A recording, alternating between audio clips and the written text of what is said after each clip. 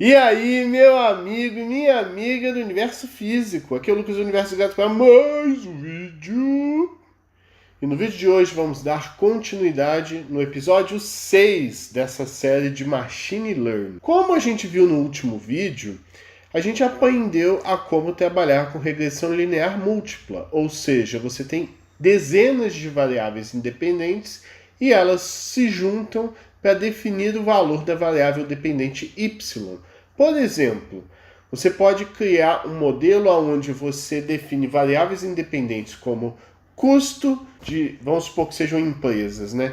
Custo de pesquisa e desenvolvimento, custo de recursos humanos, mão de obra e tudo mais, custo de marketing, o local onde reside, por exemplo, se é a Alemanha, Estados Unidos, Inglaterra, e todo esse conjunto de variáveis independentes vai definir o valor da variável y, que pode ser, por exemplo, o lucro da empresa. Aí olha que legal, você constrói um modelo de quanto de lucro sua empresa vai obter a partir dos custos de cada departamento da empresa.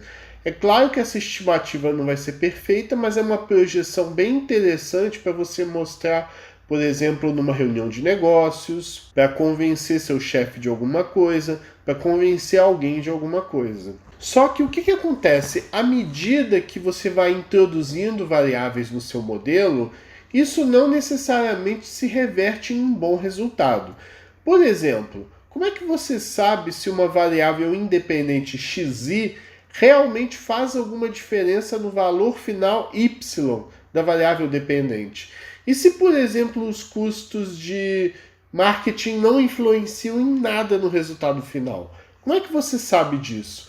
Um meio de você conseguir saber isso é adotando o método de backward elimination, que, fazendo uma tradução meio porca, seria algo como eliminação de trás para frente. Eu vou explicar isso direito à medida que o vídeo for avançando. Mas o que nós queremos fazer aqui hoje nesse vídeo 6? A ideia é a gente aprender a como pegar um modelo de regressão linear múltiplo e deixar ele mais enxuto, mantendo apenas as variáveis independentes que realmente influenciam no resultado final. É isso que a gente vai aprender. Até porque você não vai ficar perdendo tempo fazendo experimentos de e se o custo de marketing for 1.000, 2.000, 3.000 e por acaso os custos de marketing não influenciarem no lucro final da sua empresa. É importante você ser capaz de investigar isso. Da mesma forma, usando o exemplo que eu peguei de base de dados do vídeo 5, que é sobre custos de um seguro, e se, por exemplo, o número de filhos não influencia no resultado final? Como é que a gente descobre isso? A gente vai descobrir isso usando o método de backward elimination. Eu não quis traduzir esse método porque se você procura na internet, você só vai achar referências em inglês dele. Então é melhor você procurar mesmo por backward elimination, tá certo? E mais uma coisa importante que eu lembrei aqui, eu estou usando esse texto aqui que eu achei na internet da Manja Božižević, não sei de que país ela é, talvez algum país eslavo, né, ou coisa do tipo, mas esse texto é muito bom e eu usei ele como base para construir o código do vídeo 5 e desse vídeo 6 agora que eu estou mostrando para vocês. Tá certo? Eu vou explicar melhor essa matemática à medida que a gente for trabalhando no código. Então, eu vou botar na descrição do vídeo essa matéria aqui. Talvez eu abra ela ao longo do vídeo para explicar determinados conceitos, já que eu não queria que esse vídeo ficasse muito matemático, mas não tem jeito, um pouco de matemática a gente vai ter que entrar se a gente quiser entender o que o modelo está fazendo. Tá certo? Então, bora pro código! Esse aqui é o nosso código. Eu coloquei um método aqui de Automatic Backward Elimination. Daqui a pouco eu explico o que é isso. Eu vou deixar até comentado aqui. No final do vídeo isso aqui vai fazer sentido. E tá aqui um código muito parecido com o vídeo 5, onde a gente roda um exemplo de regressão linear múltipla. Tem vários casos aqui.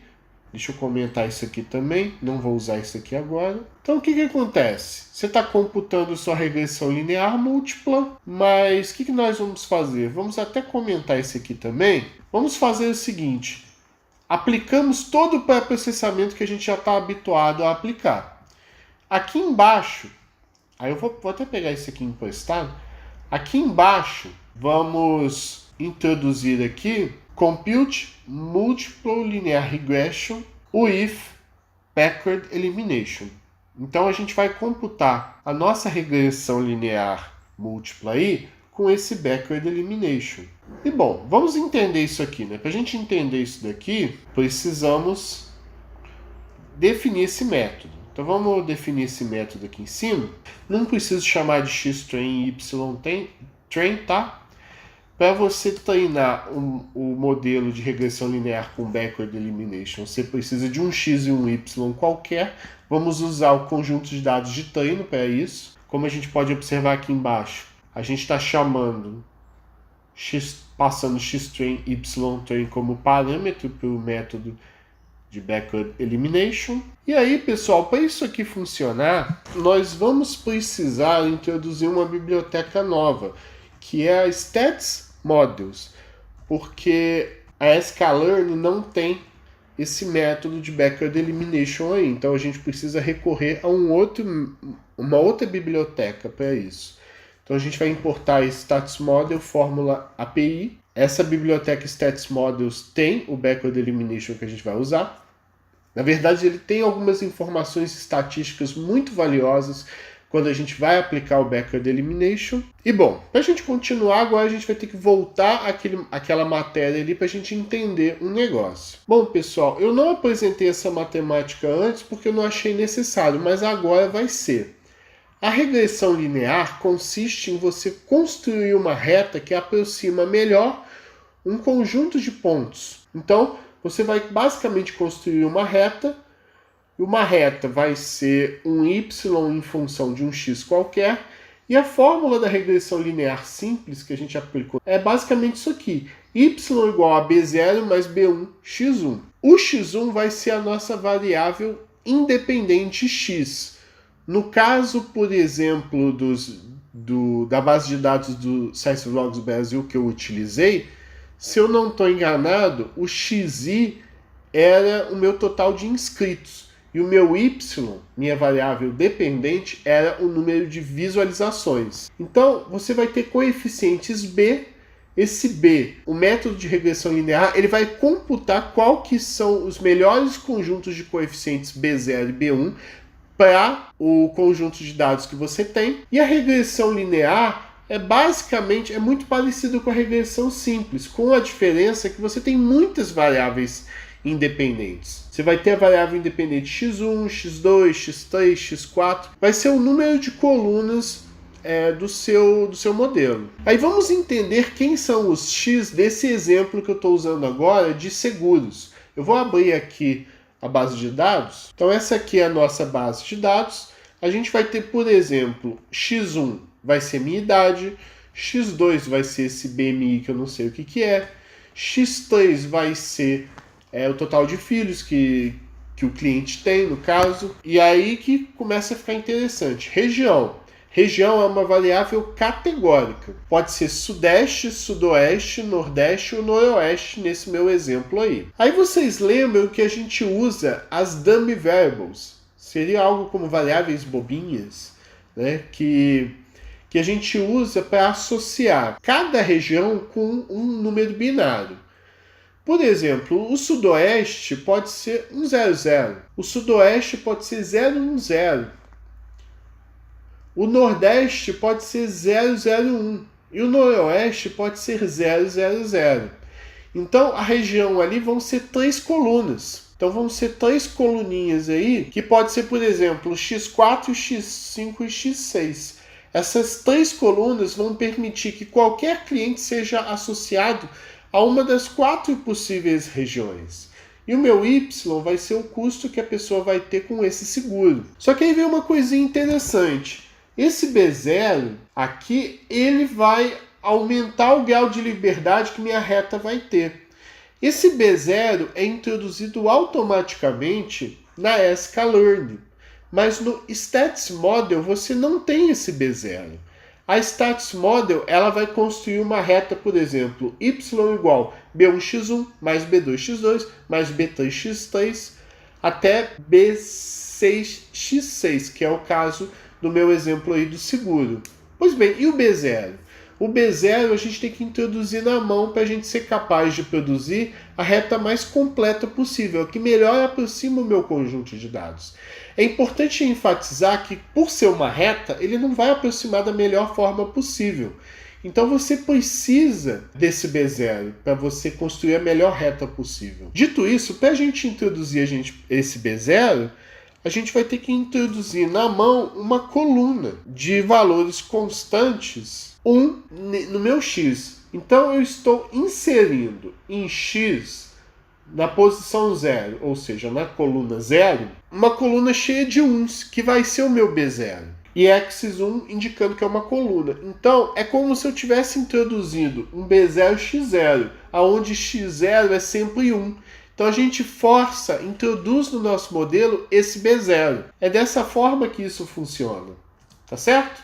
Entendido? Tranquilo? Agora vamos começar a introduzir o Backward Elimination de fato. Vamos entender ele. O que vem a ser, pessoal, o Backward Elimination? Você vai construir o seu modelo com todas as variáveis independentes xi que você tem. Você vai construir todas. Você vai construir um modelo com todas elas. Aí você vai fazer o seguinte, construir um modelo. Aí eu vou investigar variável a variável para descobrir qual é a que não influencia em nada do meu modelo final. Então, se eu construir um modelo e descubro que uma das variáveis independentes está lá à toa, eu vou lá, arranco ela e construo um modelo de novo sem aquela variável que eu arranquei. Eu construo um novo modelo sem aquela variável xi. Se eu descobrir outra variável independente que é inútil, que não influencia muito no resultado final, eu arranco. E eu vou arrancando até construir um modelo final que tenha apenas variáveis independentes que sejam realmente úteis no modelo final. E por isso que se chama Backward Elimination, eliminação de trás para frente, pois você constrói o modelo completo e vai de trás para frente arrancando cada variável até o seu modelo ser o mais enxuto e completo possível. Vamos criar aqui um x ótimo, que vai ser um x. Vai ser uma matriz x com as variáveis independentes xi que sejam realmente úteis. Então eu vou construir um x com todas as linhas e, a princípio, cada uma das 7 colunas. Estamos entendidos porque são 7 colunas, né? A coluna 0, que foi essa que a gente introduziu na mão de 1s, para o meu B0. Aqui o 1 vai ser a idade, o 2 vai ser aquele BMI lá que eu tenho, a coluna 3 é a coluna de crianças, e o 4, 5 e 6 são as colunas binárias para eu identificar se a região é sudeste, sudoeste, nordeste ou noroeste. Eu preciso de apenas 3 variáveis binárias para representar essas 4 possibilidades aí. Vamos construir agora o nosso regressor. O regressor vai ser usando essa biblioteca StatsModel. A gente vai computar um método de mínimos quadrados, por isso que é OLS, é Ordinary Least Squares. É por meio desse método que a gente vai computar o nosso regressor linear. Vamos passar o x, o y, perdão, e o meu x ótimo. Só que o x ótimo nós temos que converter para float, pois o método de mínimos quadrados trabalha com variáveis float. Então todo o seu conjunto numérico tem que virar um conjunto de dados de números reais aí para funcionar. E vamos chamar o fit para computar esse meu modelo. Depois disso, aí vamos imprimir esse regressor para a gente entender bem o que vem depois. O summary vai imprimir todos os parâmetros relacionados com esse regressor que a gente está construindo. E vamos também imprimir aqui a primeira linha. Não sei se isso aqui vai ser necessário não, mas é só para a gente consultar aí valores de exemplo caso sejam necessários. Bom, vamos rodar aqui, vamos ver se isso aqui funciona. Vamos ver se eu não errei alguma coisa, né? Ó, acertei de primeira? Será? Errei alguma coisa. Ah, não, já sei qual que foi o erro. Foi no return. Não vamos preocupar com isso agora, não. Então aqui, como vocês podem ver, tem todos os conjuntos de informações estatísticas dessa regressão. Só que o conjunto que eu vou me importar agora vai ser os p-valores, os valores p. Vocês estão vendo? Cada uma das variáveis tem o meu B0, x1, x2, x3, x4, x5 e x6. Vamos entender agora o que vem a ser essa coluna P aqui de p-valores, porque ela é muito importante para esse método de backward elimination. Pois então, imagina que você está fazendo... Vou explicar com um exemplo que eu acho que vocês vão entender melhor. Imagina que você está, por exemplo, fazendo um experimento médico. Você quer saber se um medicamento cura uma doença ou não. No meio da sua estatística, vamos supor que você descobre que de cada 100 experimentos que você faz, em 5 o medicamento não influencia na cura. Então, de cada 100 experimentos, em 95 o seu medicamento funciona bem e cura as pessoas. E em 5 desses experimentos, você não trata a doença não é amenizada de nenhuma forma. Ou seja, o seu medicamento não influenciou nessa cura, nessa doença. Então, nesse experimento seu, o p-valor vai ser de 5%.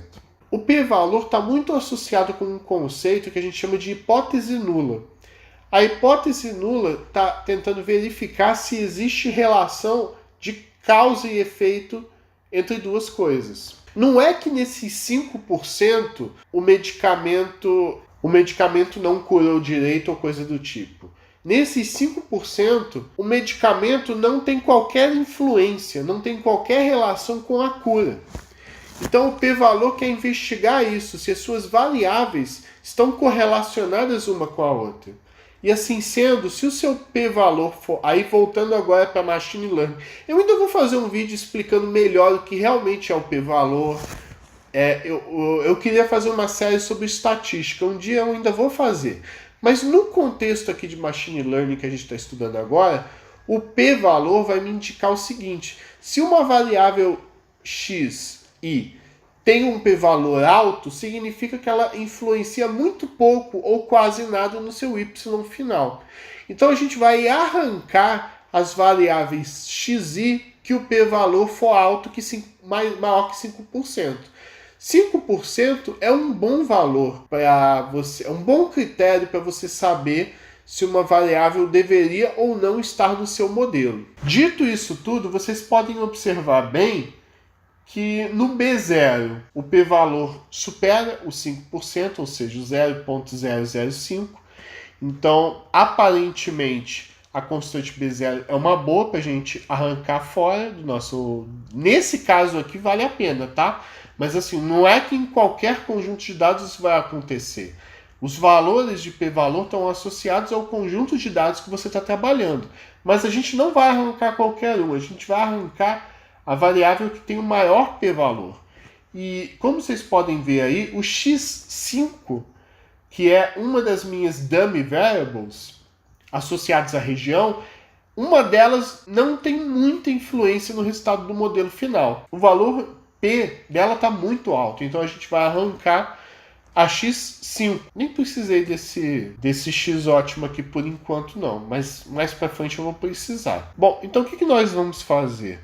Nós vamos recriar o x ótimo sem a variável x5. Vamos arrancar fora a variável x5 e vamos rodar de novo. Vamos rodar de novo aí. Vamos descobrir se arrancando o x5 o nosso modelo está pronto. Bom, a gente pode observar aí que não.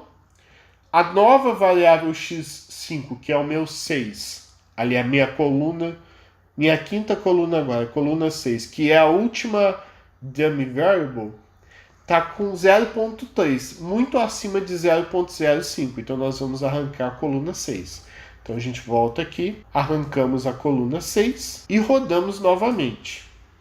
Vamos fazendo isso até todas as variáveis, todos os p-valor estarem abaixo de 0,05. Então a gente pode observar aqui que x4 ainda está bem alta, está com 0,41. Então a gente volta aqui, vamos arrancar mais uma dummy variable e vamos rodar de novo. O meu x3 aí, que é o número de crianças, não influencia no resultado final. Então descobrimos que não só a região não influencia no custo final do meu seguro para esse conjunto de dados, mas também o número de crianças não influencia. Então nós vamos arrancar também o número de crianças. que é o meu 3 aqui.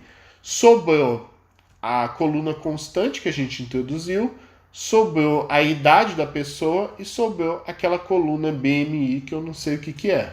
Bom, rodamos e finalmente a constante, o x1 e o x2, influenciam no modelo de regressão linear aí que eu construí. Então note como a constante aí foi importante. Se eu não tivesse introduzido aquela coluna constante, provavelmente eu teria criado um modelo que não se aproxima tão bem quanto poderia. Então descobrimos que essa coluna aqui essas 3 colunas são as mais adequadas para eu construir o meu modelo. Então o que eu poderia fazer? Eu posso agora, enfim, retornar. Eu vou retornar o meu x ótimo e o meu y. Esse x ótimo e esse meu y vão ser os meus novos x-train, y-train. Eu não preciso retornar, mas eu preciso retornar o x-test. Então vamos fazer uma mudança aqui. Então o que a gente poderia fazer aqui? Vamos passar aqui também x-test. Nesse meu x-test. E aqui não preciso arrancar mais nenhuma. Eu vou devolver também o x-test. Eu observei aqui que o y não é necessário retornar.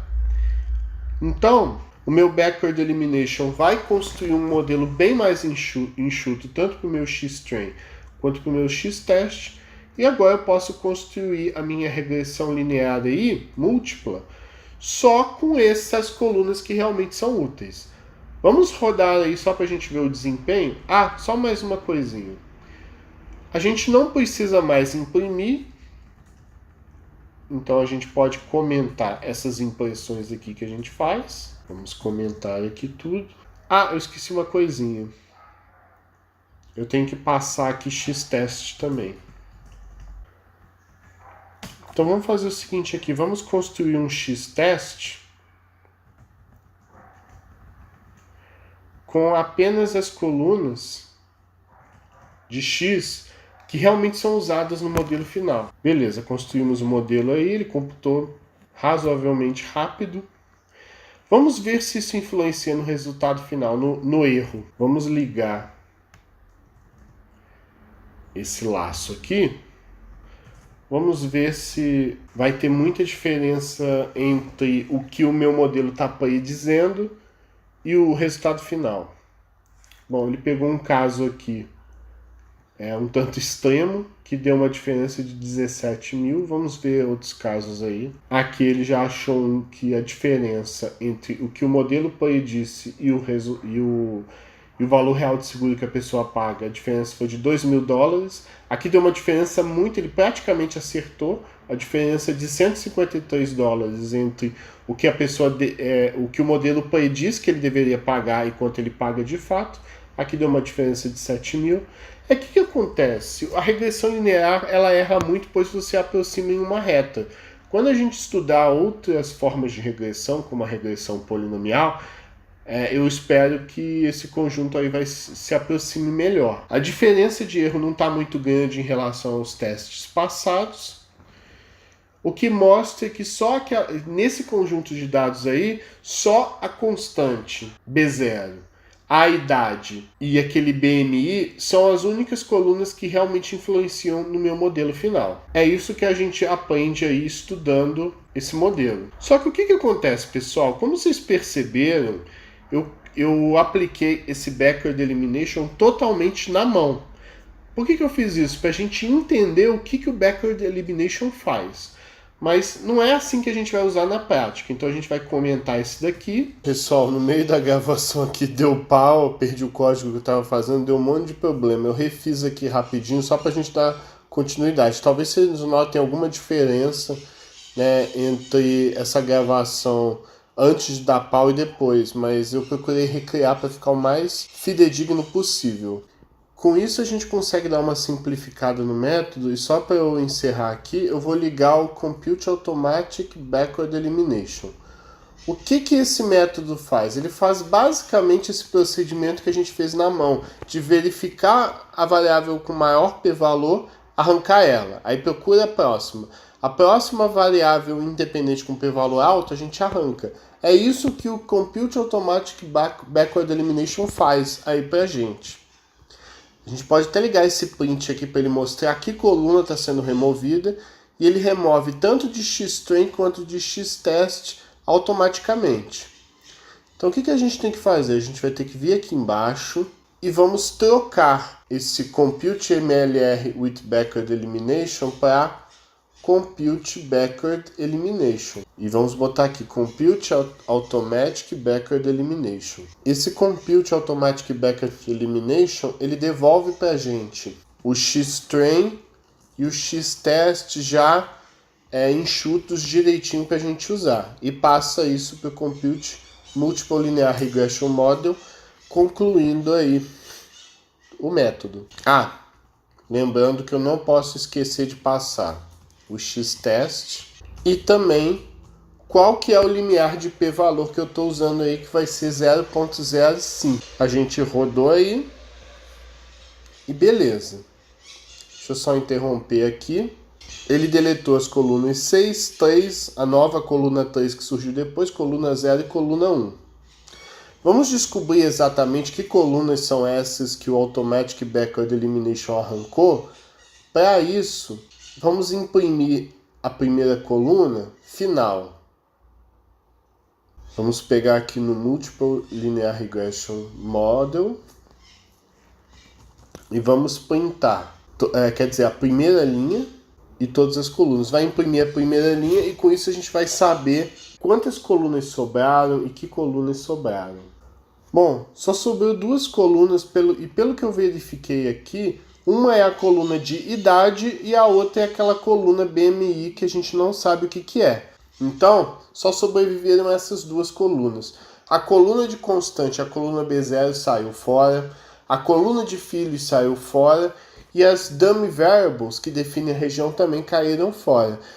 Isso pode variar um pouquinho dependendo do seu conjunto de treino e conjunto de teste. Como a cada vez que eu rodo o conjunto de treino e de teste mudam, isso acaba influenciando também em quais colunas são removidas ao final. Naquele teste que eu rodei antes da máquina dar pau aqui, tinha sobrevivido a coluna de constantes. Dessa vez não sobreviveu. Como eu falei para vocês, isso ocorre pela variabilidade dos conjuntos de treino e teste. Tá certo, pessoal? É basicamente isso. Fiquei um pouco triste da máquina ter dado pau durante, eu acabei perdendo muito tempo e o código que eu rodei agora e o anterior não eram exatamente iguais, deu essa diferença, mas eu vou botar tudo no GitHub bonitinho. Dependendo da situação, eu até regravo esse vídeo, vamos ver como é que vai ficar o resultado final. E é isso, não deixa de curtir, compartilhar e se inscrever no canal e eu espero vocês na próxima. No próximo vídeo dessa série eu vou falar de regressão polinomial, tá certo? Valeu e abraço!